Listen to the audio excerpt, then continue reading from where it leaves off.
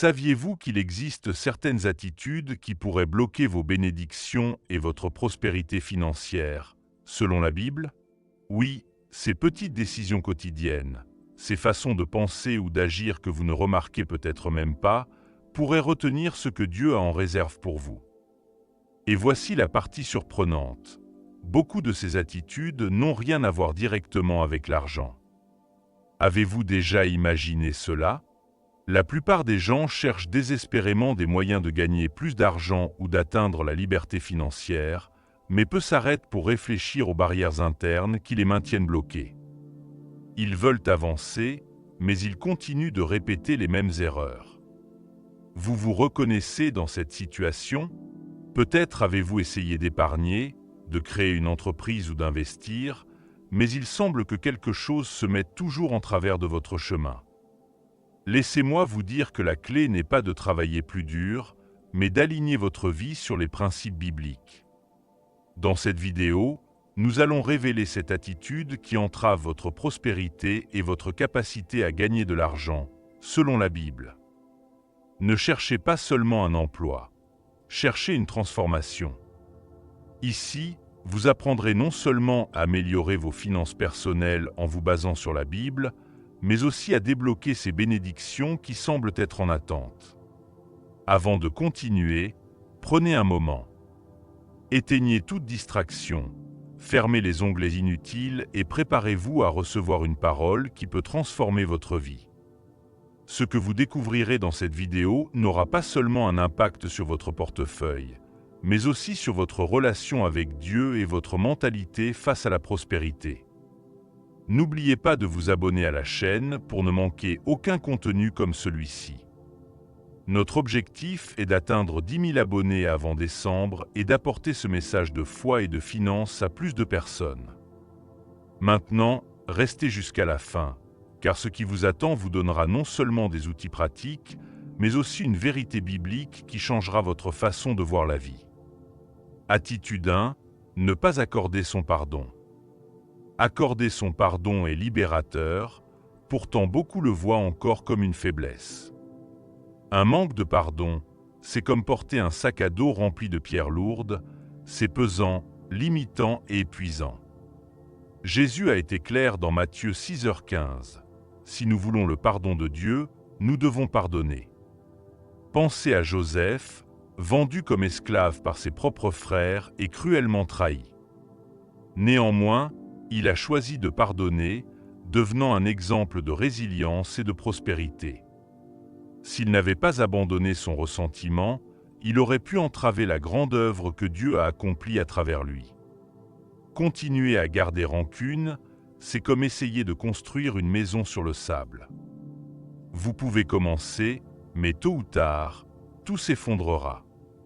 Joseph, en pardonnant, a construit sa vie sur un roc solide. Imaginez, d'esclave à gouverneur d'Égypte. Combien d'opportunités pourriez-vous manquer en ne laissant pas le passé derrière vous? Réfléchissez en évaluant vos relations personnelles et professionnelles. C'est difficile de pardonner, je sais. Peut-être que quelqu'un vous a fait quelque chose qui semble impardonnable. Mais la vérité est que le pardon n'est pas pour l'autre personne, il est pour vous. Le ressentiment est un obstacle direct à la prospérité, une barrière qui entrave votre croissance financière, spirituelle et émotionnelle. Tant que vous continuerez à porter ce poids, comment pourrez-vous avancer? Vous voulez atteindre la liberté financière avec intelligence, mais tout commence par un cœur libre. Maintenant, soyons honnêtes. Combien de fois avez-vous pensé à la manière de gagner de l'argent selon la Bible, mais oublié que la prospérité va bien au-delà des finances? Le non-pardon bloque les bénédictions. C'est comme si vous fermiez la porte à l'abondance que Dieu veut déverser dans votre vie. Avez-vous déjà envisagé cela? Imaginez qu'aujourd'hui, vous décidiez d'ouvrir votre cœur. Peut-être avez-vous besoin de passer un appel ou d'envoyer un message. À qui pensez-vous que Dieu vous demande de pardonner? Faites-le, et regardez comment le ciel commence à bouger. Après tout, le pardon est un acte de foi. Attitude 2, Ne pas avoir un cœur reconnaissant. La gratitude, c'est comme ouvrir une fenêtre dans une pièce sombre. Elle apporte de la lumière et nous permet de voir les bénédictions que nous ignorons souvent. Dans 1 Thessaloniciens 5h18, il nous est demandé de rendre grâce en toutes circonstances. L'histoire d'Anne nous l'enseigne de manière puissante. Anne souffrait de sa stérilité et désirait ardemment un enfant. Sa douleur ne l'a pas conduite au désespoir, mais à une prière constante. Quand Dieu a répondu, non seulement elle a remercié, mais elle a consacré son fils, Samuel, au service du Seigneur. Cette gratitude l'a conduite à recevoir encore plus de bénédictions, comme d'autres enfants. Parfois, nous sommes tellement occupés à regarder ce qui nous manque que nous oublions ce que nous avons. Vous êtes-vous arrêté pour être reconnaissant de ce qui est déjà entre vos mains? Avoir un toit sur la tête, de la nourriture, ou même l'opportunité d'apprendre et de grandir est déjà un témoignage de la fidélité de Dieu. La gratitude ouvre des portes. C'est comme une clé spirituelle qui débloque de nouvelles bénédictions et nous connecte à la provision divine. Cependant, il n'est pas facile d'être reconnaissant lorsque nous faisons face à des problèmes. Vous pourriez penser, comment puis-je être reconnaissant si je suis endetté ou si je ne peux pas sortir de la pauvreté? Mais voici la clé. La gratitude ne se base pas sur ce que vous avez, mais sur le fait de savoir que Dieu est avec vous dans le processus. Cette reconnaissance change votre perspective et apporte la paix à votre cœur. Un exemple pratique. Commencez chaque journée en notant 3 choses pour lesquelles vous êtes reconnaissant. Peut-être s'agit-il de petites choses, comme l'air que vous respirez, mais en pratiquant cela, vous commencerez à voir les bénédictions même dans les moments difficiles.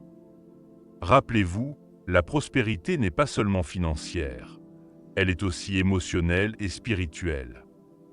Dans la Bible, nous voyons qu'un cœur reconnaissant attire Dieu. Vous souvenez-vous du seul lépreux qui est retourné remercier Jésus après avoir été guéri? Il n'a pas seulement été guéri physiquement, mais Jésus l'a béni encore plus. La même chose se produit avec nous. La gratitude nous élève et nous prépare à recevoir davantage. Un manque de gratitude, en revanche, nous vole notre joie et nous maintient piégés dans la plainte. C'est comme un nuage sombre qui nous empêche d'avancer. Aujourd'hui, décidez de changer cette attitude et commencez à pratiquer la gratitude. Dieu a de grands projets pour vous, et la gratitude est le premier pas pour les voir se réaliser. Attitude 3, manque de générosité. La générosité ne profite pas seulement aux autres, elle transforme celui qui la pratique. Dans Proverbe 11h25, il nous est dit « Une personne généreuse prospérera ». Cela signifie que donner n'est pas une perte, mais un investissement divin. Pensez à la veuve de Sarepta. Elle n'avait qu'une poignée de farine et un peu d'huile, juste assez pour un dernier repas. Pourtant, lorsque le prophète Élie lui a demandé de partager, elle a obéi, faisant confiance à la provision de Dieu. Le résultat? Non seulement elle a survécu à la famine, mais elle en a eu assez pour toute la saison de pénurie, comme le raconte un roi 17. Souvent, un manque de générosité provient de la peur. Nous pensons « si je donne, que me restera-t-il » Mais la Bible nous montre que Dieu multiplie ce que nous offrons. C'est comme planter une graine. Elle semble petite, mais avec le temps, elle devient un arbre qui porte des fruits. La générosité ne consiste pas seulement à donner de l'argent. Il s'agit de partager du temps, des talents et des ressources pour bénir les autres. Cela crée un cercle d'abondance qui revient dans nos vies. La générosité change aussi notre état d'esprit. Au lieu de vivre dans un sentiment constant de manque, nous apprenons à voir l'abondance que Dieu a déjà placée entre nos mains. Un exemple pratique. Fixez-vous un petit budget pour aider quelqu'un chaque mois. Il peut s'agir d'un ami dans le besoin ou même d'un étranger. Vous verrez comment cet acte, aussi simple soit-il, apporte de la joie et un but. Dans le monde, on nous apprend à accumuler pour nous sentir en sécurité, mais dans le royaume de Dieu, donner est ce qui ouvre les portes à la vraie prospérité. Jésus a dit « Il y a plus de bonheur à donner qu'à recevoir » dans Actes 20h35. Cette vérité nous rappelle qu'en donnant, nous reflétons le cœur de Dieu et permettons à sa provision de couler librement. Lorsque nous pratiquons la générosité, nous ne bénissons pas seulement les autres, mais nous construisons aussi des relations plus profondes. Les gens se souviennent de ceux qui leur tendent la main dans leurs moments de besoin. Qui sait, peut-être que votre acte de générosité est la réponse à la prière de quelqu'un d'autre. En fin de compte, la générosité est un acte de foi. C'est faire confiance que Dieu pourvoira à tous nos besoins selon ses richesses avec gloire. Et en parlant de foi, il y a un autre domaine crucial qui peut limiter votre prospérité, votre mentalité. Attitude 4, une mentalité de pénurie. Une mentalité de pénurie, c'est comme voir le monde à travers une fenêtre embuée. Elle déforme la réalité et limite les possibilités. Beaucoup croient qu'ils ne peuvent atteindre que juste assez, mais la Bible nous invite à penser différemment. Dans Romains 8h17, il nous est rappelé que nous sommes cohéritiers avec le Christ. Cela signifie qu'en tant qu'enfants de Dieu, nous avons accès aux richesses de son royaume.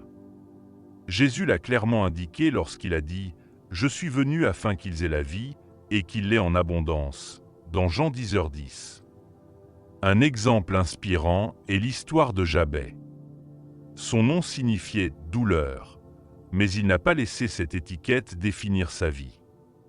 Au lieu de cela, il a prié ardemment Dieu, demandant d'être béni et d'avoir son territoire agrandi.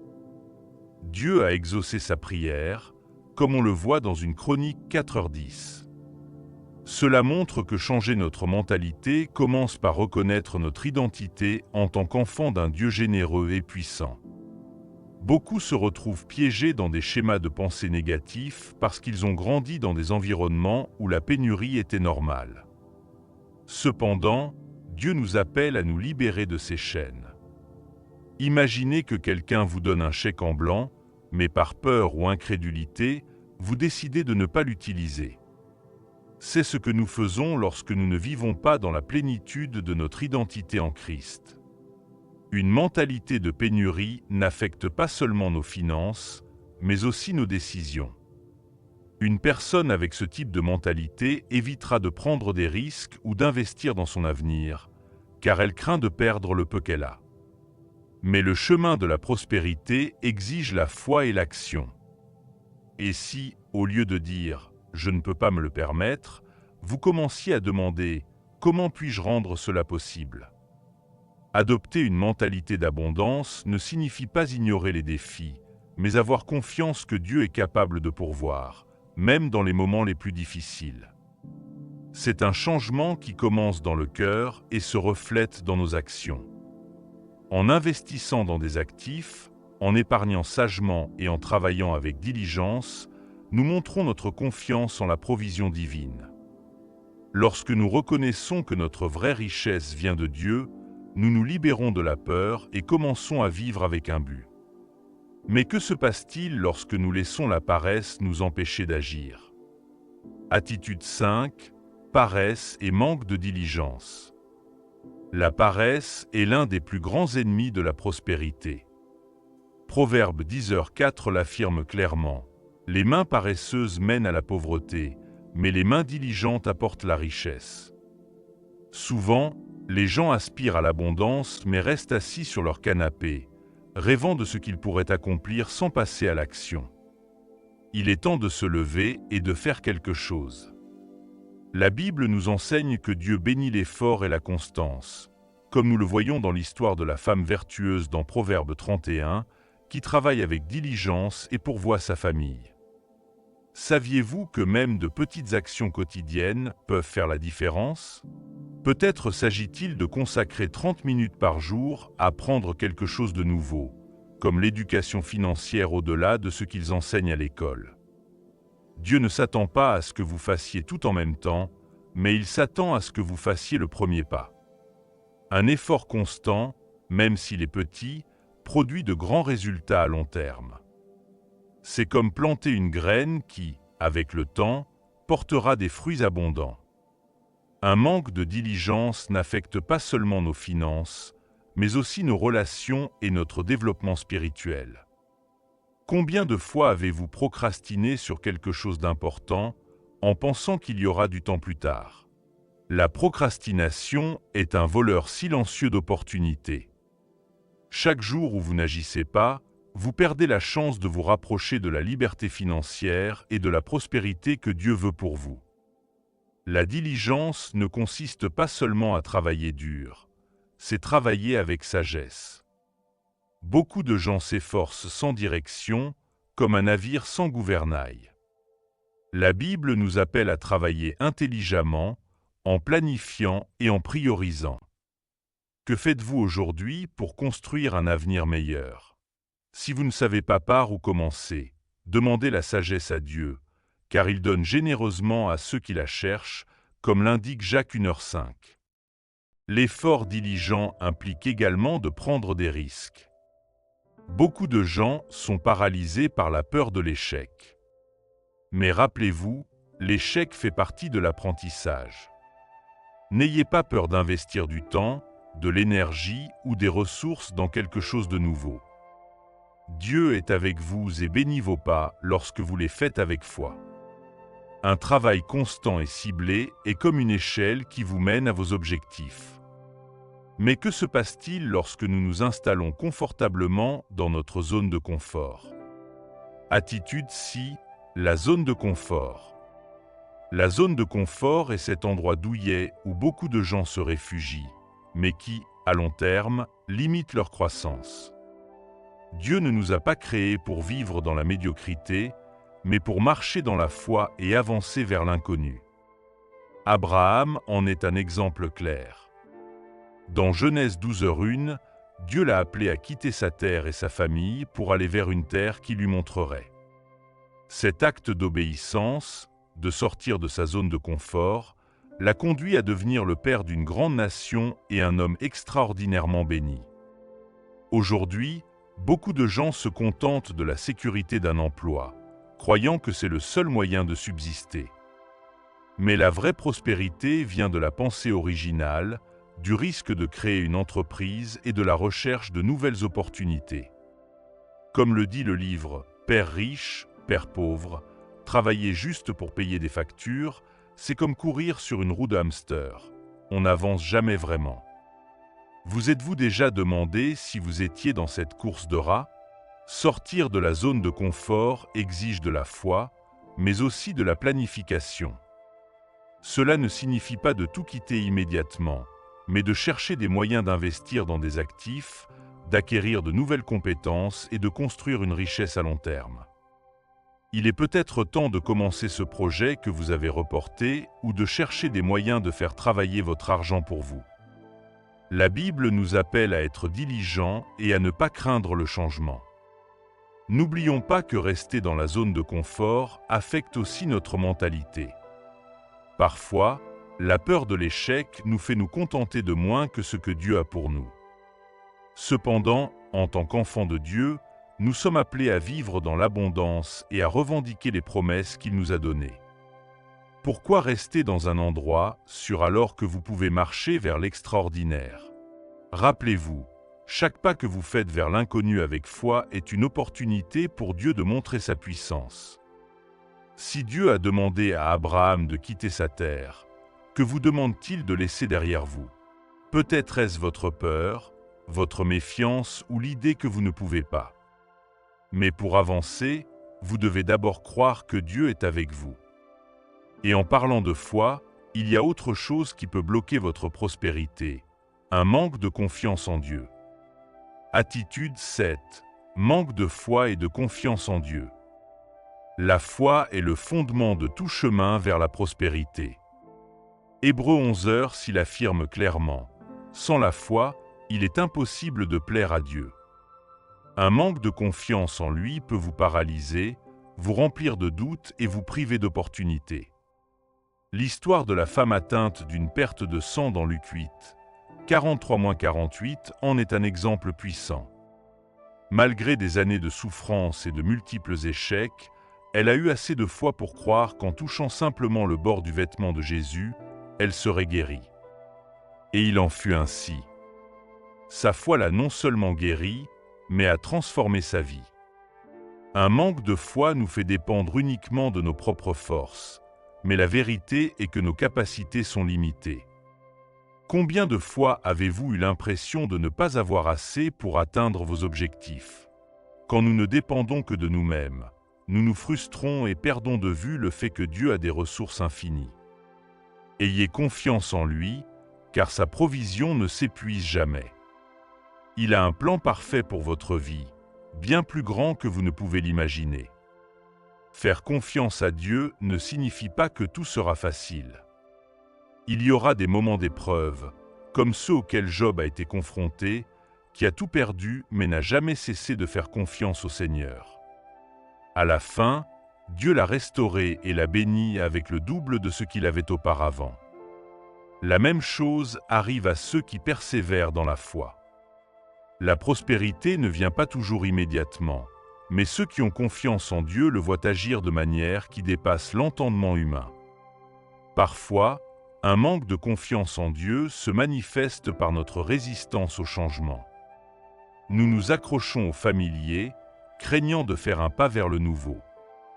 Mais faire confiance à Dieu, c'est marcher par la foi, non par la vue, comme le dit 2 Corinthiens 5:7. C'est comme planter une graine. Nous ne voyons pas ce qui se passe sous la terre, mais nous avons confiance qu'elle portera ses fruits en temps voulu. Quelle graine devez-vous planter aujourd'hui? La foi se reflète aussi dans nos actions. Agissez-vous comme quelqu'un qui croit vraiment aux promesses de Dieu? S'il a dit qu'il est venu pour nous donner la vie en abondance, pourquoi se contenter de moins? La foi n'est pas passive, elle est active. C'est prendre des décisions courageuses, sachant que Dieu guidera vos pas. Rappelez-vous, confie-toi en l'Éternel de tout ton cœur et ne t'appuie pas sur ta propre intelligence. De Proverbes 3h5. Ayez confiance que Dieu travaille en votre faveur, même lorsque vous ne le voyez pas. Et avec cela, nous avons couvert les attitudes qui bloquent votre prospérité. Mais il y a bien plus à explorer sur la manière d'aligner vos finances et votre vie sur les principes bibliques. Maintenant que nous avons exploré les 7 attitudes qui pourraient bloquer votre prospérité, il est temps de réfléchir et, surtout, d'agir. La Bible ne nous appelle pas seulement à identifier nos erreurs, mais aussi à nous transformer et à marcher dans la foi vers les promesses que Dieu a pour nous. Tout comme Joseph a choisi de pardonner et a vu comment Dieu l'a fait passer de l'esclavage au gouvernement, vous aussi pouvez prendre des décisions aujourd'hui qui débloqueront les bénédictions dans votre vie. Pouvez-vous imaginer ce que ce serait de vivre sans ces fardeaux qui vous retiennent? Commencez dès maintenant en appliquant ce que vous avez appris. Prenez le temps de réfléchir à ces attitudes et à la manière dont vous pouvez les changer. Par exemple, si vous avez réalisé que vous avez vécu avec une mentalité de pénurie, rappelez-vous qu'en Christ, vous êtes cohéritier des richesses célestes. Il est venu pour que vous ayez la vie et que vous l'ayez en abondance. Prenez cette promesse et faites-la vôtre. Si vous cherchez plus d'outils pour renforcer votre foi et vos finances, ne manquez pas la vidéo « Puis-je prier pour gagner de l'argent ?» Vous y découvrirez des vérités puissantes sur la manière dont la prière peut ouvrir les portes à la provision divine. C'est un complément parfait pour continuer à grandir sur ce chemin. Enfin, je vous invite à vous abonner à la chaîne, à aimer cette vidéo et à la partager avec quelqu'un qui a besoin d'entendre ce message. N'oubliez pas d'activer les notifications pour ne pas manquer d'autres enseignements pratiques et bibliques comme celui-ci. Que Dieu vous bénisse dans tous les domaines de votre vie.